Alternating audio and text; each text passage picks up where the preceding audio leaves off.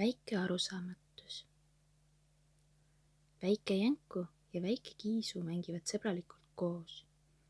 Mäng läheb väga põnevaks. Nii põnevaks, et Kiisu teeb Jänkule kogemata haiget. Väike Jänku jookseb nuttes minema. Ta jookseb suure Jänku juurde ja ütleb, et Kiisu tegi talle haiget. Suur Jänku ütleb väikesele Jänkule, et ta seda siis ka Kiisule ütleks, et ta haiget tegi ja et ta enam nii ei teeks. Väike Jänku nõustub ja läheb tagasi Kiisu juurde. Kui väike Jänku Kiisu juurde jõuab, on ta ära unustanud, et pidi midagi olulist ütlema. Nad hakkavad taas mängima. Mäng läheb jälle väga põnevaks, nii põnevaks, et Kiisu teeb Jänkule jälle kogemata haiget. Väike Jänku jookseb jälle nuttes minema. Ta jookseb suure Jänku juurde ja ütleb, et Kiisu tegi talle jälle haiget.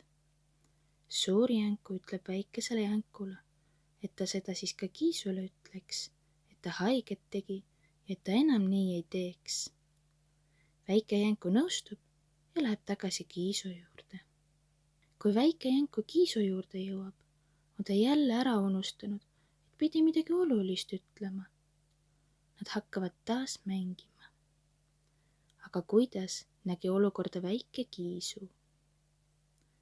Väike Jänku ja väike Kiisu mängivad sõbralikult koos. Mäng läheb väga põnevaks.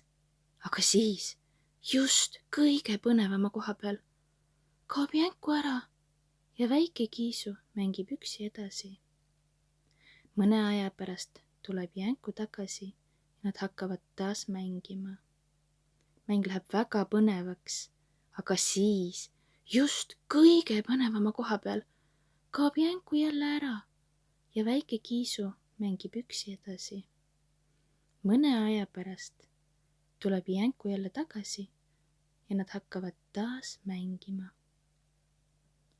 Väike Jänku ei öelnud väikesele Kiisule, et ta haiget sai ja väike Kiisu ei teadnud, miks väike Jänku alati kõige põnevamal hetkel ära kadus.